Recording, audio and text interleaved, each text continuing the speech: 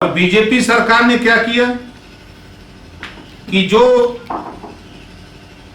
सरकार की मंशा है, संविधान में जो व्यवस्था है, सुप्रीम कोर्ट का आदेश है कि 50% आरक्षण होना चाहिए और 50% के ऊपर चाहे वो पिछड़ा हो, दलित हो, अल्पसंख्यक हो, चाहे सामान्य वर्ग का हो, अगर वो मेरिट के आधार पे आता है तो उसकी नियुक्ति होना चाहिए। लेकिन बीजेपी पिछड़े वर्ग का व्यक्ति अगर है तो उसकी मेरिट बनेगी 85% और सामान्य वर्ग का अगर वो है तो उसकी मेरिट बनेगी 80%। इस बात को आज का नौजवान जो पिछड़ा, दलित, अल्पसंख्यक है वो इस बात को समझ नहीं पा रहा है और बीजेपी का गुणगान कर रहा है। उसको समझ नहीं आ रही है बात कि हम क्या कर रहे हैं। हम आप लोगों को ले चलता हूं आजादी के पहले। ये जो पिछड़े, दलित, अल्पसंख्यक समाज की दुर्गति है, इसका कारण क्या है?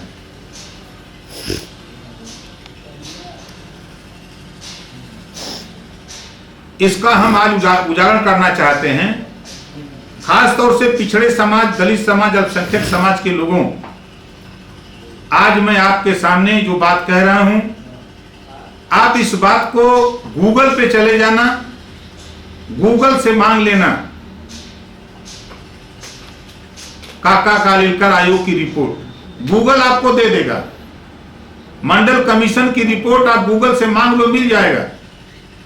उसको पढ़ लेना। थोड़ा सा उसका जिक्र हम आपके सामने करना चाहता हूं।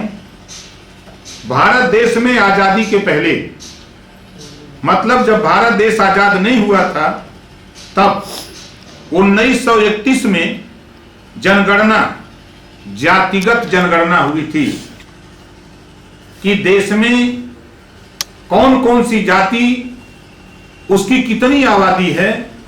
उस हिसाब से अंग्रेजों का शासन था। उस समय देश आजाद नहीं हुआ था। आजादी की लड़ाई का जश्न शुरू हो गया था। हम लोग आजादी की तरफ बढ़ चुके थे।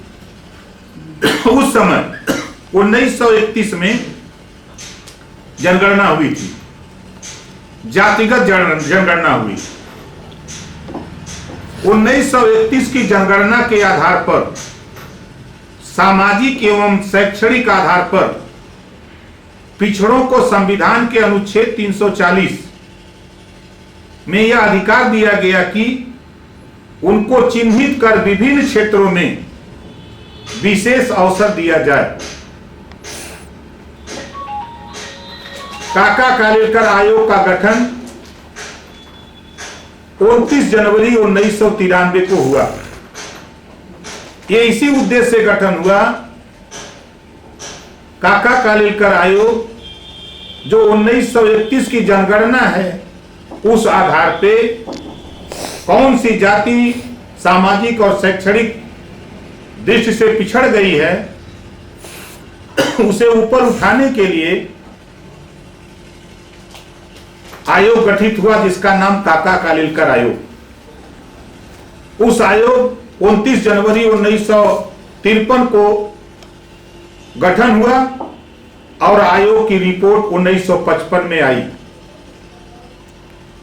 हम नौजवानों से कहना चाहता हूं, जो आज आरक्षण की बात करते हैं, आरक्षण की मांग करते हैं कि हमको आरक्षण नहीं है, हमको सुविधा नहीं है, हम उन साथियों से कहना चाहूंगा कि आप सोचो, काका कालेलकर आयोग का गठन होता है 1953 में और रिपोर्ट आती है 1955 में, लेकिन कांग्रेस पार्टी की सरकार ने रिपोर्ट लागू नहीं किया। उस रिपोर्ट को रद्दी की टोकरी में रख दिया। उस समय पंडित जवाहरलाल नेहरू जी से लेकर इंदिरा गांधी तक तमाम हमारे प्रधानमंत्री हुए, लेकिन कांग्रेस पार्टी की दबाव में हमारे कुछ साथी कांग्रेस की वकालत करते हैं। 1955 से यह रिपोर्ट दबी रही। 1978 में पिछड़ों को आरक्षण नहीं दिया गया। 24 साल तक लगातार 24 साल तक लगातार काका कालेलकर आयोग की रिपोर्ट धूल फांकती रही। अब आरक्षण की मांग करने वाले, आरक्षण की चाहत रखने वाले निषाद बिंद, केवट, मल्लाह, पाल प्रजापति, नाई, गुण, राजभर चौहान, हम आपसे पूछना चाहता हूं, नौजवानों से खासतौर से पूछना चाहता हूं कि इसको पढ़ो, इसको समझो कि तेरे साथ धोखा आजादी के पहले और आजादी के बाद से देखो कैसे हो रहा है। काका कालेलकर आयोग की रिपोर्ट धूल फांकती रही। 24 साल तक कांग्रेस पार्टी ने उसको रद्दी की टोकरी में डाल के रखा।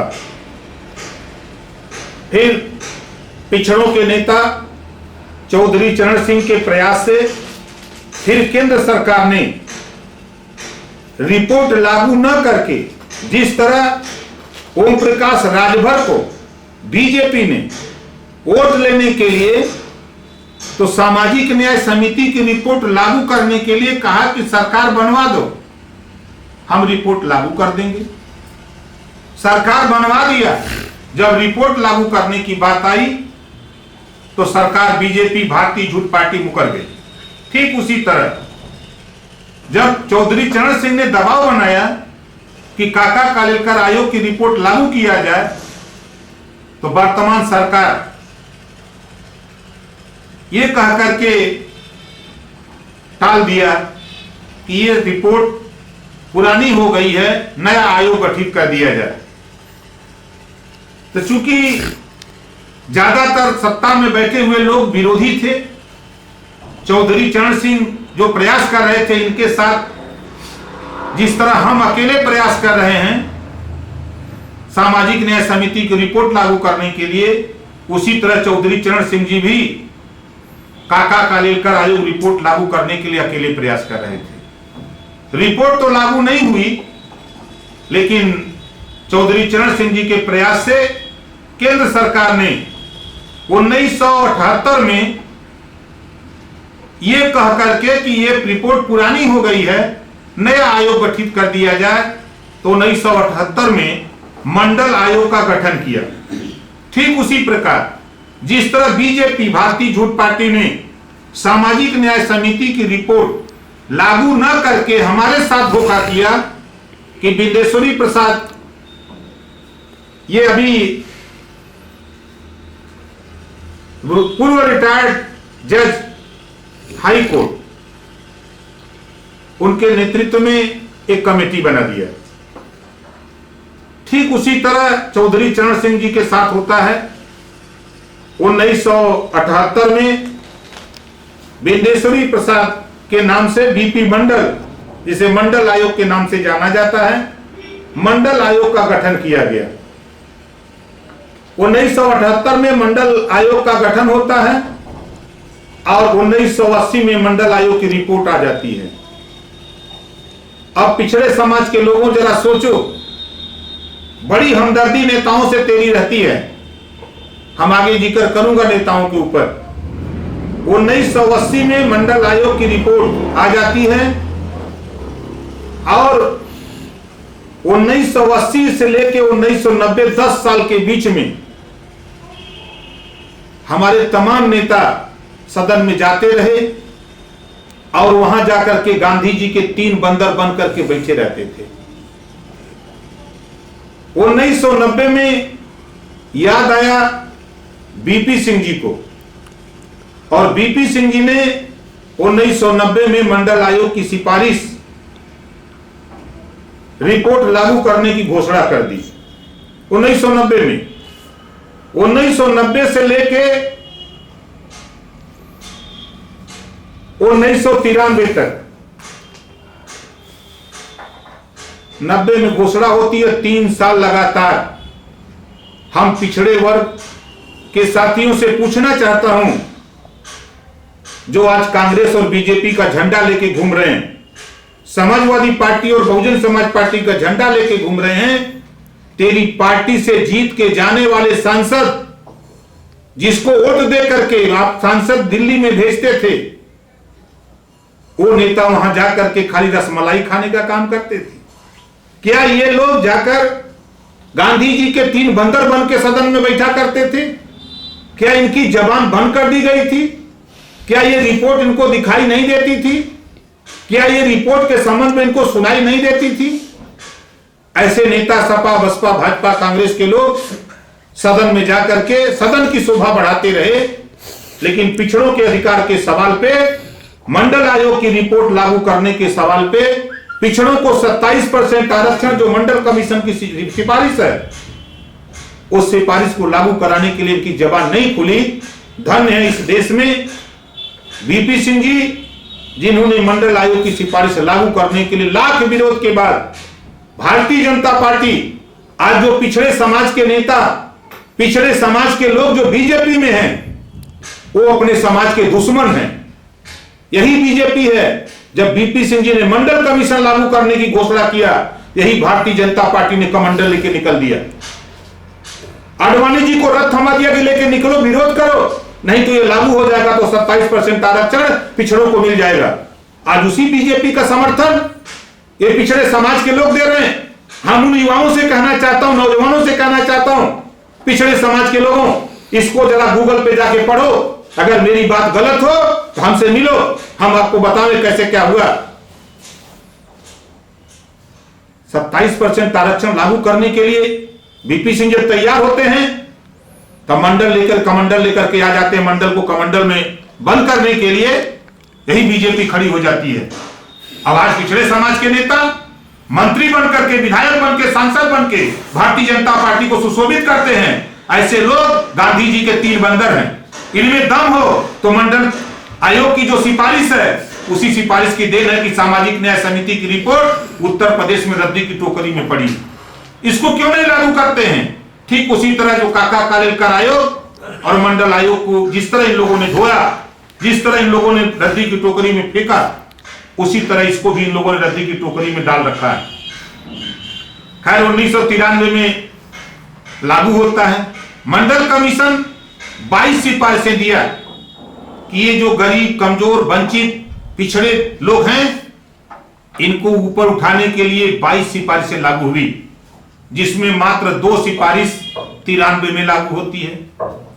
और उच्च शिक्षा में 2008 में आरक्षण मिलता है।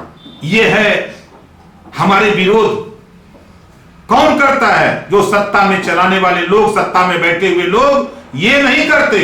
हमारे पिछड़े समाज के नेता जो सांसद और विधायक जीत के जाते हैं, मंत्री बनते हैं, ये लोग नहीं चाहते कि समाज का भला हो। समाज का वोट दिलाकर वो एमएलए और एमपी तो बन जाते हैं, सांसद बन जाते हैं, विधायक बन जाते हैं, लेकिन समाज के हित की जब बात आती है तो ये गांधी जी के 3 बंदर बन करके ये मूक दर्शक हो जाते हैं। इनको दिखाई नहीं देता, सुनाई नहीं देता। इस नाते मैं पिछड़ों को सामाजिक न्याय दिलाने के लिए आरक्षण 40 साल लग गया, 40 साल में लग गया। और वहीं बीजेपी, भारतीय झूठ पार्टी, अमीर सवर्ण को 72 घंटे में आरक्षण दे दिया, 72 घंटे में आरक्षण दे दिया। ना कोई आयोग गठित हुआ, ना कोई आंदोलन हुआ। 40 साल में पिछड़ों को 27% आरक्षण मिला। पिछड़े समाज के प्रतिभाशाली लोग भटकते रहे, और वहीं ना कोई आंदोलन, ना कोई आयोग, ना कोई धरना प्रदर्शन। और ये बीजेपी, भारतीय झूठ पार्टी 72 घंटे के अंदर अमीर सवर्णों को, गरीब सवर्णों को नहीं, अमीर सवर्णों को, जिसके घर 66,000 रुपया महीना कमाई है वो गरीब है, 5 एकड़ जमीन है वो गरीब है, लेकिन बिंद, निषाद, केवट, मल्ला, राजभर, चौहान, पाल, प्रजापति, कुमार, नाई, अर्कबंसी, बारी, बिहार, रजवार, आरब, गुजर, जाट, ये गरीब नहीं है। जिनके पास न जमीन है, न रहने के लिए मकान है, न खाने के लिए शुद्ध भोजन है, और न इनके पास रोजगार है, न नौकरी है, सरकार इनको आरक्षण नहीं दे रही है। इस नाते हम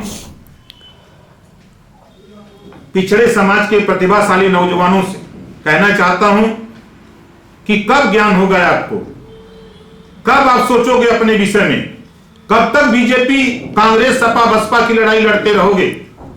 ये लोग तुझे गर्त में ले जाने का काम करते हैं, न कि तुझे हिस्सा और अधिकार दिलाने के लिए। जाति के नाम पर चुनाव जीत के जाने वाले लोग तेरी जाति का भला कभी नहीं कर सकते। ये जाति के नेता वोट दिलाने के मास्टर हो सकते हैं। जो पिछड़े समाज का नेता बीजेपी में है, चाहे वो किसी जाति का हो, वो वोट बीजेपी को दिला सकता है। लेकिन सपा में हो दिला सकता है, भाजपा में हो दिला सकता, कांग्रेस में हो दिला सकता है। लेकिन जब हिस्सेदारी की बात आती है तब फिर इसकी जबान बंद हो जाती है। जिस बेग से वोट दिलाता है उसी बेग से अगर पिछड़े दलित समाज में पैदा हुए ऐसे नेता अपने समाज को हिस्सा दिलाने की बात करते तो आज समाज की प्रगति बहुत अच्छी होती।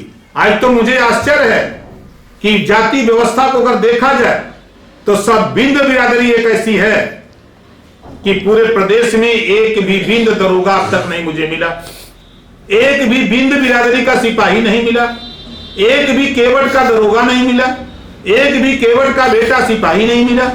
क्या कारण है? यही कारण है कि आंख मूंद करके आप वोट देते हो, आंख मूंद करके आप बीजेपी सपा बसपा कांग्रेस वोट देते हो, अपने अधिकार के लिए नहीं लड़ते हो। यही तेरी दुर्गति का कारण है। भागीदारी की लड़ाई लड़ने का, हिस्सेदारी की लड़ाई लड़ने का एक उदाहरण मैं आपको बताऊं, जो जिक्र मैंने किया नेताओं का। जर्मनी में एक पैदा हुआ नेता हिटलर, बहुत नाम है, हमारे तमाम साथी उदाहरण देते हैं कि क्या आप हिटलर हो। एक हिटलर पैदा हुआ।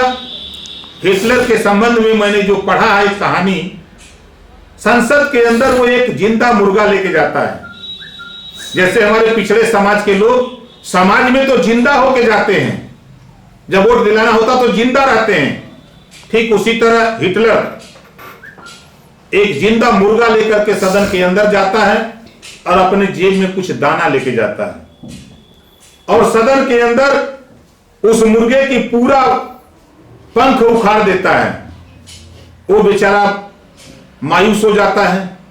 जब पंख उखाड़ देता है उसके बाद सदन में लोग चुपचाप मार के मूक दर्शक बन के देख रहे हैं। फिर वो हिटलर जेब से कुछ दाना निकालता है, उसके सामने डाल देता है और मुर्गा फिर उस दाने को खाने लगता है और खा लेता है।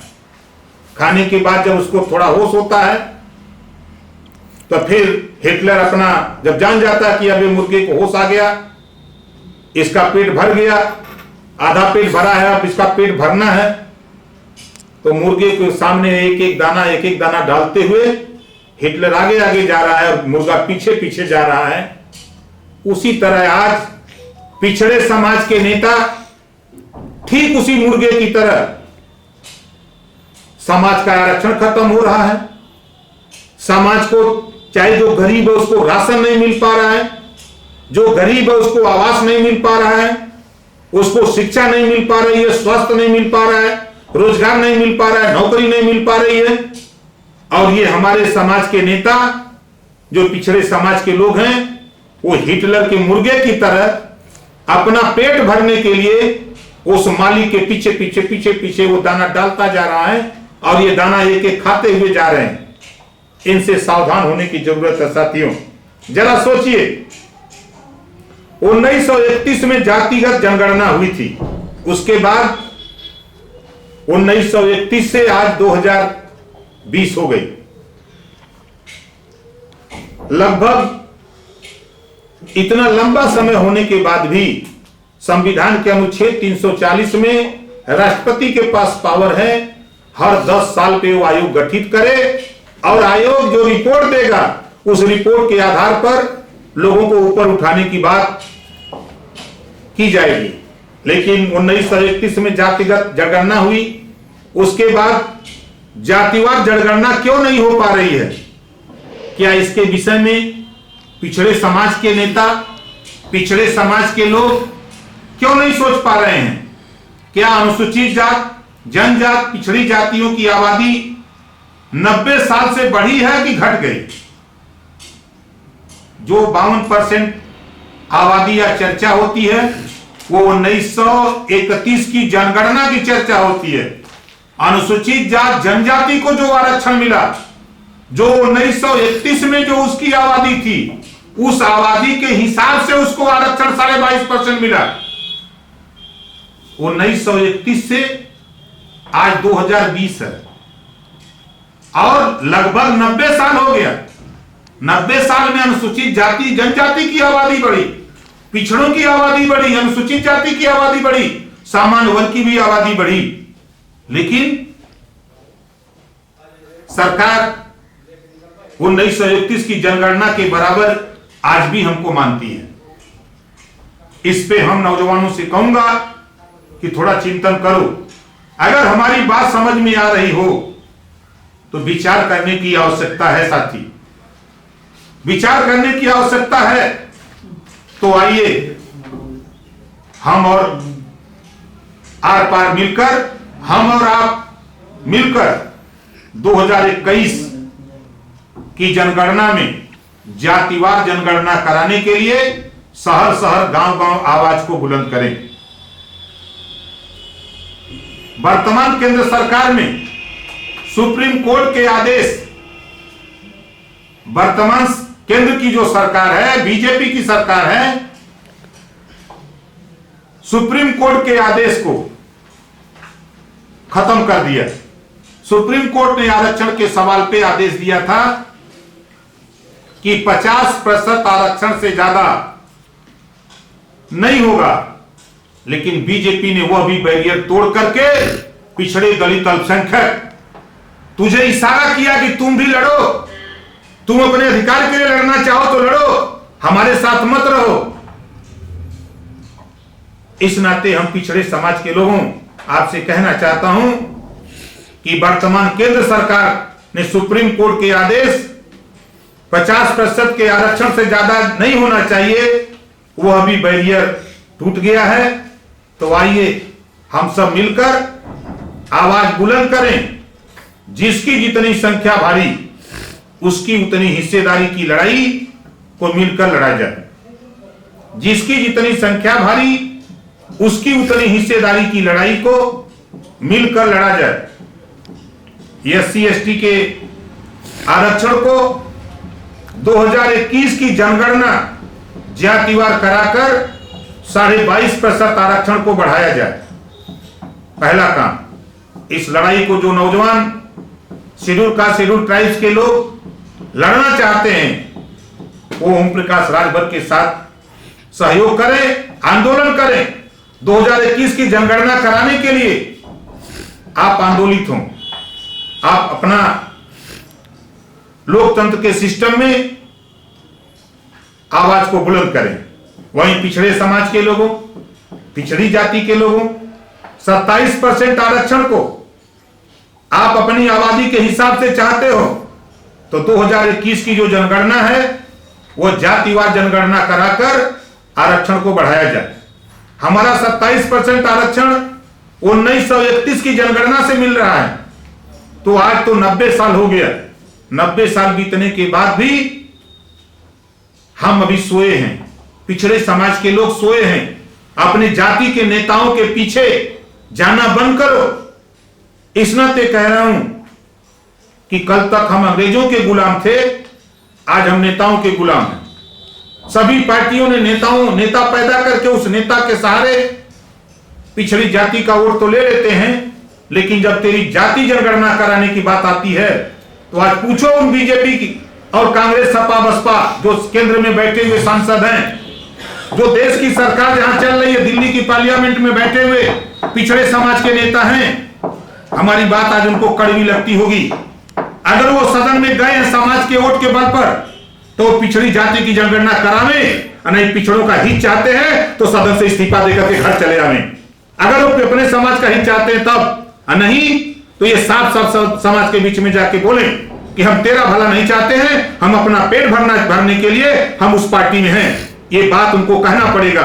हम उन सांसदों से कहना चाहता हूं जो पिछड़ी जात, अनुसूचित जात, जनजात, अल्पसंख्यक समाज के लोग सदन के अंदर हैं, उन साथियों से कहना चाहता हूं, इस नाते 27% आरक्षण जो पिछड़ी जाति को है, 2021 की जनगणना जातिवार कराकर आरक्षण को और बढ़ाया जाए, जो हमारी आबादी के हिसाब से मिलना चाहिए, इसको बढ़ाइए। नहीं तो भाई हम पिछड़े समाज के लोगों, हम आपसे कहना चाहता हूं, अनुसूचित जाति जनजाति के लोगों आपसे कहना चाहता हूं, ऐसे सांसदों का विरोध होना चाहिए उनके क्षेत्रों में जो तेरे अधिकार की बात न करे, जो तेरे आरक्षण की लड़ाई न लड़े, तेरी जातिगत जनगणना न करावे, ऐसे नेताओं का बहिष्कार होना चाहिए। और आगे तीसरा काम, निजी क्षेत्र में, प्राइवेट में एससी एसटी ओबीसी, अनुसूचित जात जनजात पिछड़ी जात को आरक्षण लागू किया जाए। बड़ी बारीकी से पिछड़े तुझे आरक्षण से, दलित समाज के लोगों तुझे आरक्षण से विमुक्त करने के लिए, विरत करने के लिए, अलग करने के लिए भारतीय जनता पार्टी की साजिश चल रही है, जो प्राइवेट में आरक्षण नहीं है।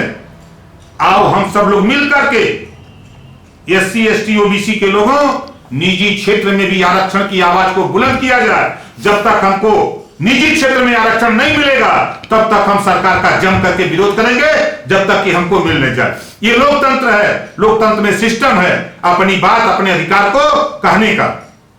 उसी तरह साथी हम भी बोल रहे हैं, आओ एससी एसटी ओबीसी के लोगों, आप चाहते हो कि ये निजी क्षेत्र में, प्राइवेट में भी आरक्षण लागू हो। अगर ये सरकार सभी विभागों को प्राइवेट में कर रही है, हमारा आरक्षण खत्म कर रही है एससी एसटी ओबीसी का, तो हम भी एससी एसटी ओबीसी के लोग मिलकर प्राइवेट में भी आरक्षण की व्यवस्था के लिए हम लोग मिले और इकट्ठा होकर के इस लड़ाई को लड़ा जाए।